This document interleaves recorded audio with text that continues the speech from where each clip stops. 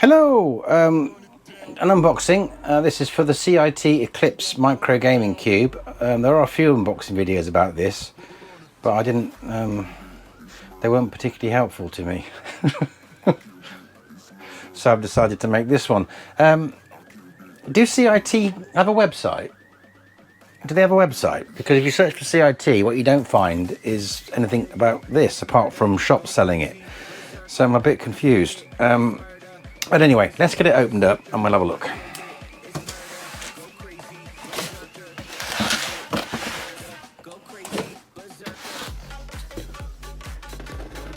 Missed. There we go.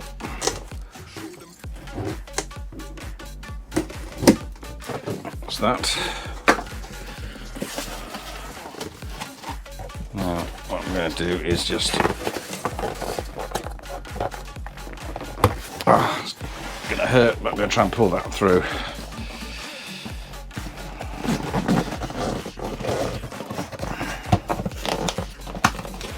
Like that. Because if they're out like that, they don't catch when you pull it out. There's like little carrying handles, but they're not easy to get out on this one. Ow! Shove my hand down there and try and push it through. Oh, not easy.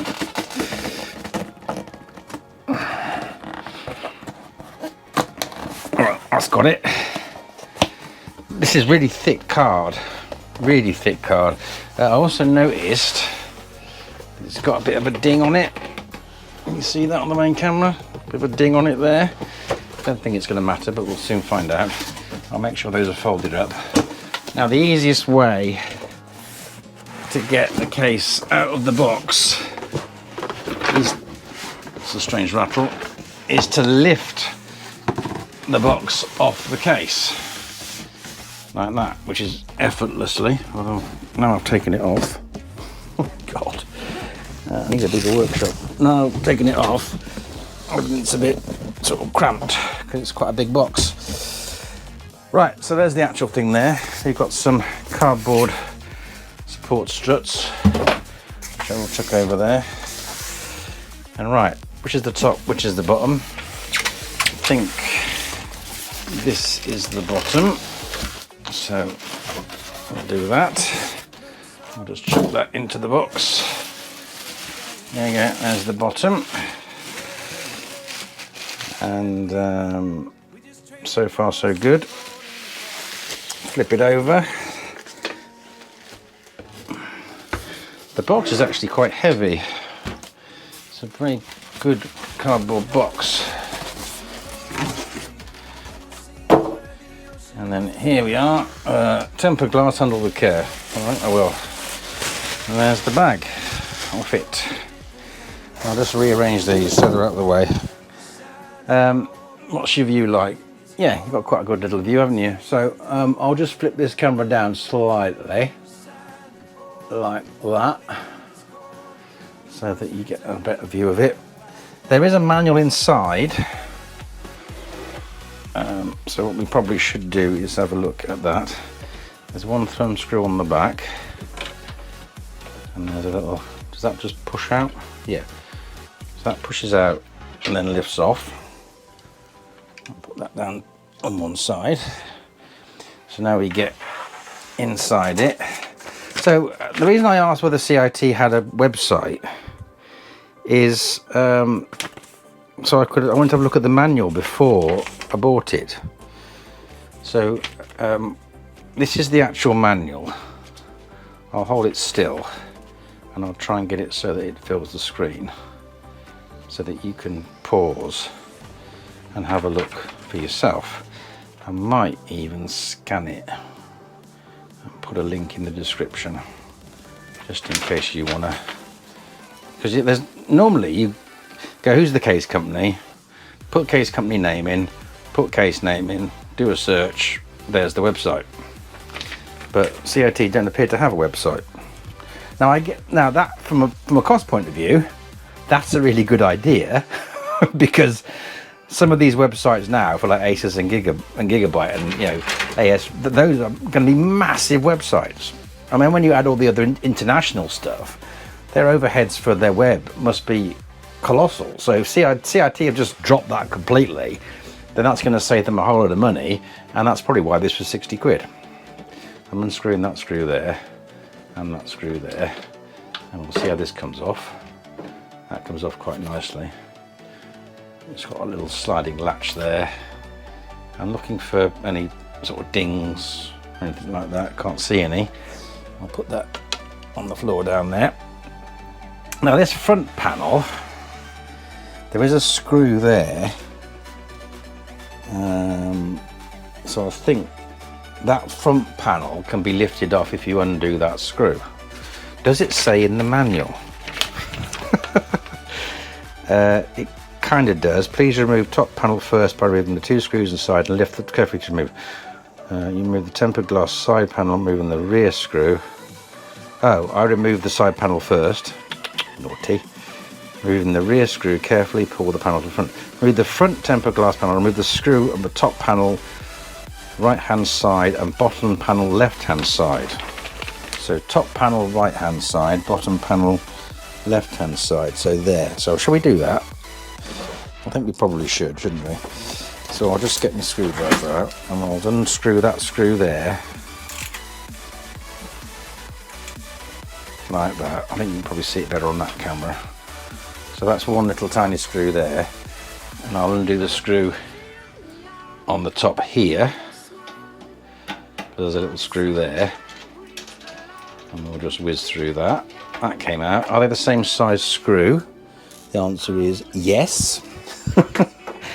So we can just put them to one side. Now this should come off now, at least in theory. Doesn't appear to want to come off. I mean, I've undone it. It's got little clips there, so I think I have to push it up from the bottom, which I'm a bit wary of, but it is moving.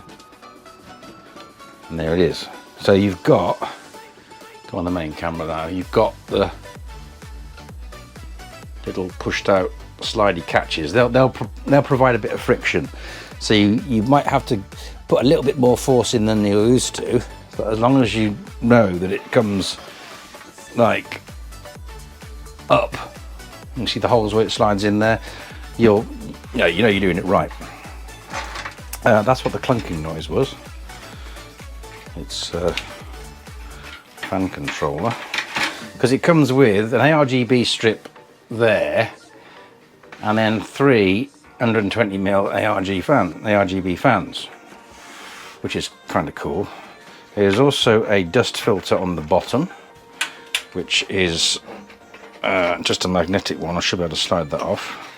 So you get a dust filter on the bottom. There it is. It's one of the usual ones with the sort of floppy magnetized strips on it. So I've taken that off. You don't get one on the back. I'm going to undo the side panel now. There's 2 thumb screws there. It's kind of nice that when you come to undo them, that they are finger tight and they haven't screwed them in.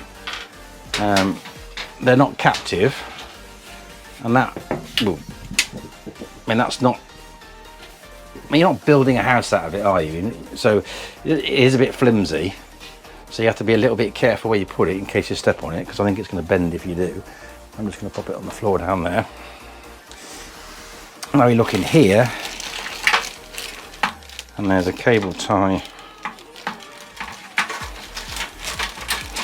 bolting everything together.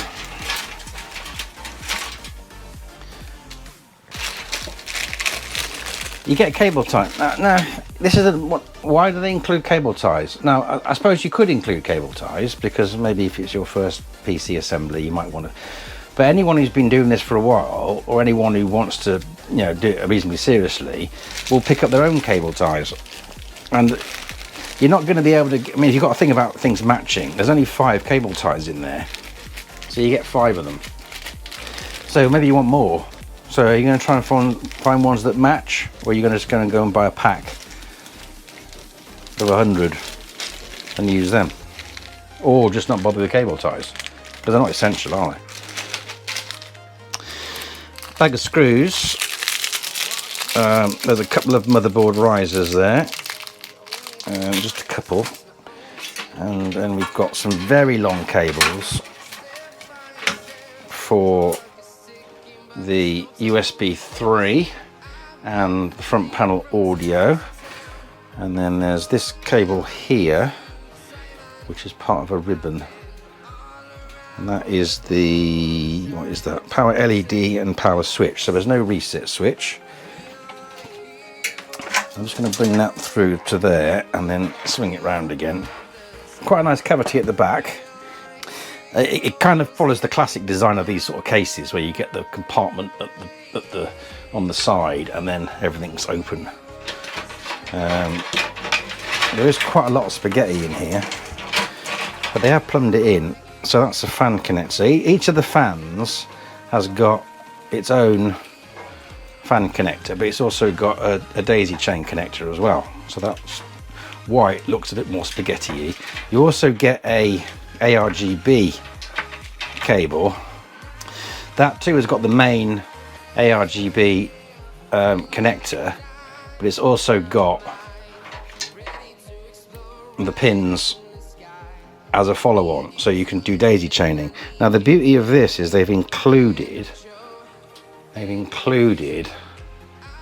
little covers, and they stick on quite well, so they won't short.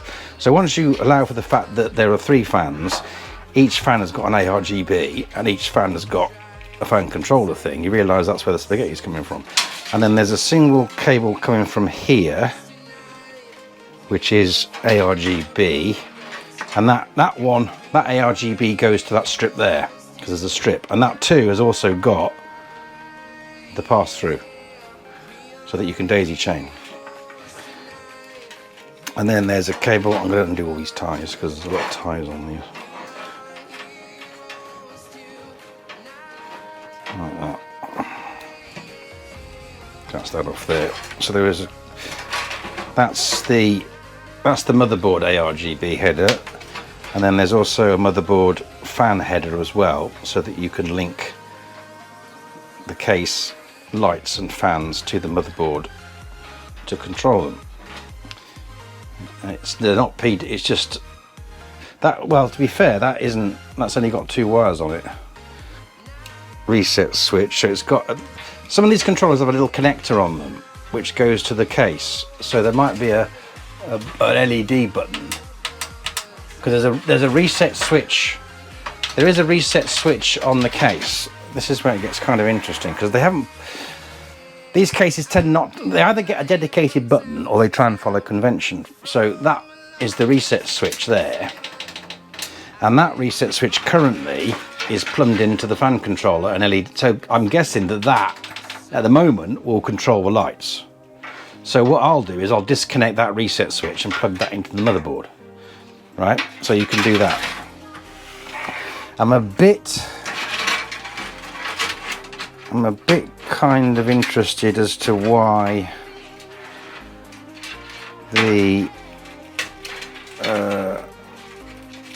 fan thing does its business, because it's only got 2 connectors. So whether, to be honest, I'm not sure what that means.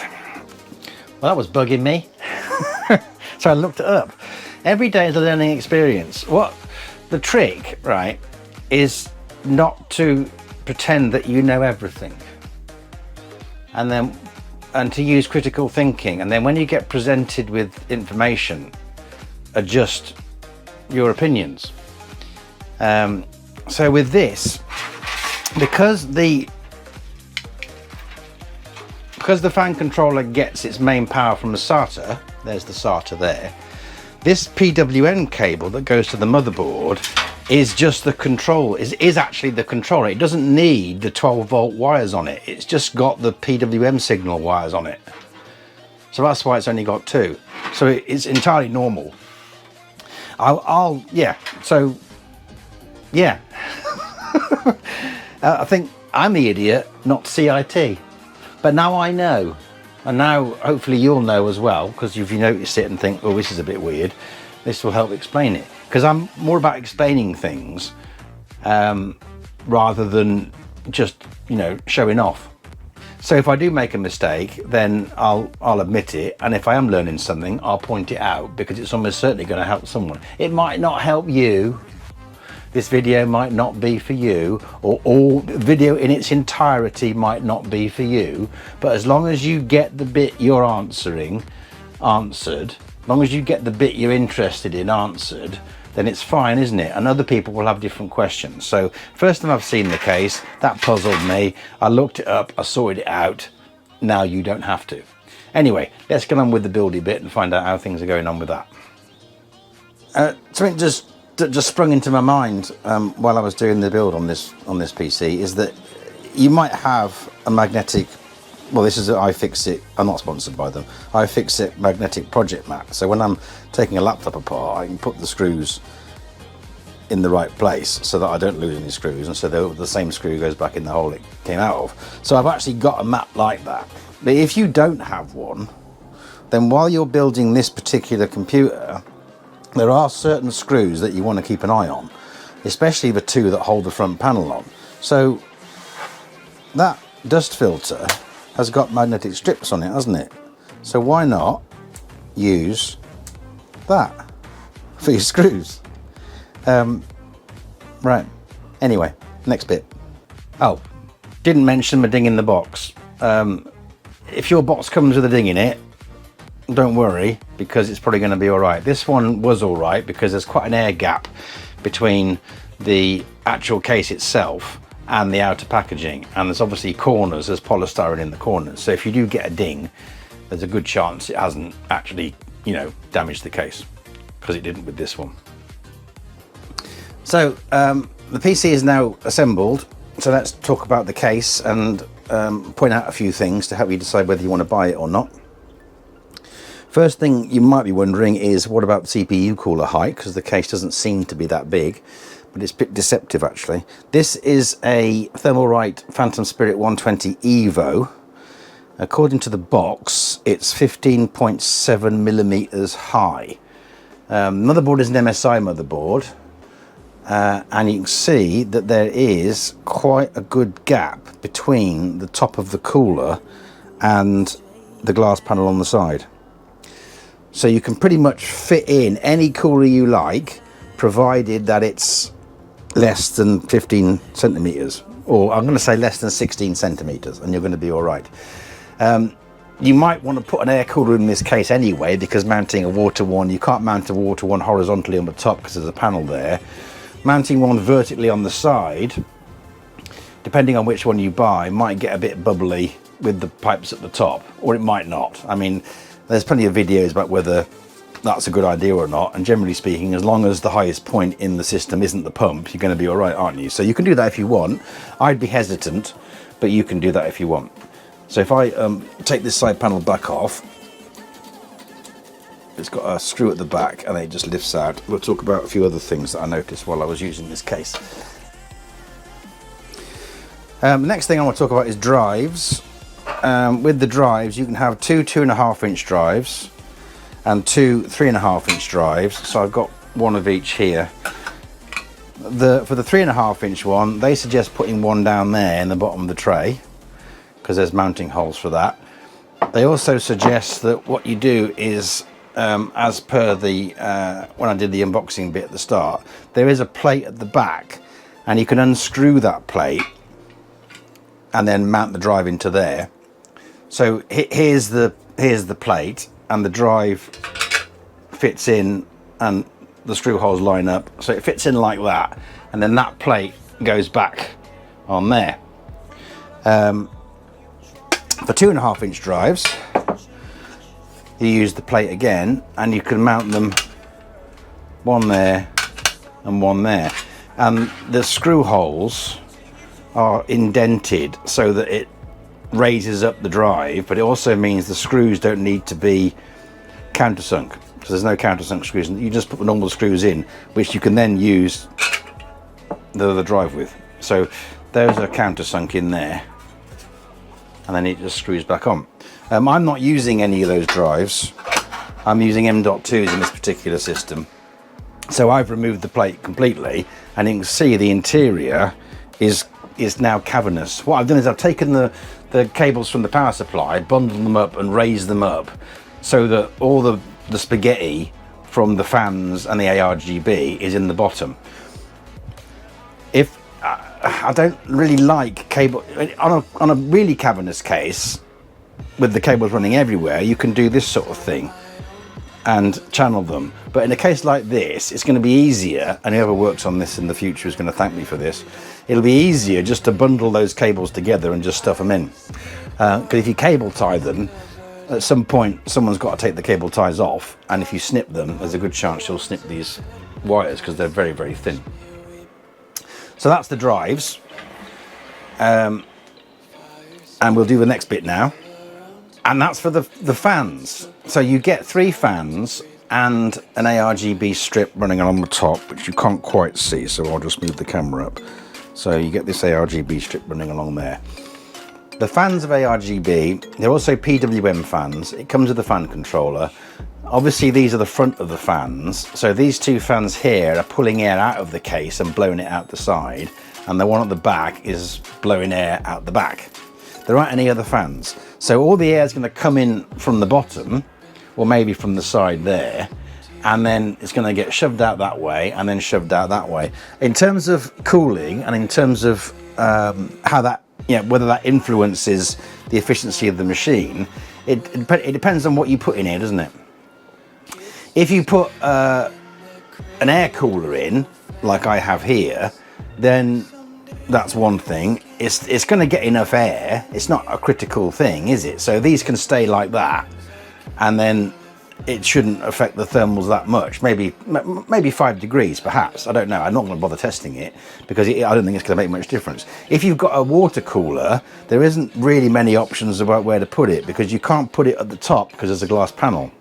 So you've got to put it there, and that means that the tubes are going to be at the top, which might get a bit bubbly. It depends on what cooler you've got. Some are going to be bubblier than others, but again, there are plenty of videos about where you should put your all-in-one, and it doesn't. I think the general conclusion to that is it doesn't really matter, provided the pump isn't the tallest point in the system, because that's where all the air will collect. So ideally, I like them to be flat on the top, but you could put one at the side. I certainly wouldn't put one at the bottom unless it's part of a loop where you've got an air trap at the top or something like that. So you could do it, but you are a bit more limited in this case than you will be in other cases. Let's talk ARGB. Now, what I found out was that if you use the included fan controller, which I show in the unboxing, if you then leave it all, because it's already plumbed in, if you then plug that into an ARGB header on the motherboard, OpenARGB can't be used to change the LEDs for some reason. I don't know what it is. But, and this is the big but, if you unplug the ARGB from the controller and daisy chain them all together, because they've got 2 connectors on, so you can daisy chain them really easily, and then plug one end of that daisy chain into an ARGB header, it works. Which is brilliant. So as you can see, the LEDs on the cooler are blue, the strip's blue, and all the case fans are blue, and the point is OpenRGB can now be used to control all the lights, all synchronized, all working perfectly with one single program running. There's no lights on the RAM because the cooler kind of would get in the way of that, but you can see it's quite a nice, simple, unified solution. So anyway, if you discover that the ARGB doesn't work, just unplug them all and plug them in directly. Daisy chain them up and plug them in directly. Okay, if you've got any other questions, then stick them in the comments. Liking and subscribing is appreciated, and thanks for watching. Right, so I've just tagged this one at the end just very quickly for clarity. I've watched the footage through, and I've noticed that when I took the front panel off, it wasn't very clear which screws I did. So there's one there, right, and the other one is down there. So those are the 2 screws you undo. I also said that the instructions say take the top panel off first and then take the side panel off. You can take the side panel off quite happily without taking the top panel off first. it goes out enough to lift it out. Anyway, I'll shut up now. So yeah, a quick reminder, if you've got any questions, then stick them in the comments. Liking and subscribing is appreciated, and thanks for watching.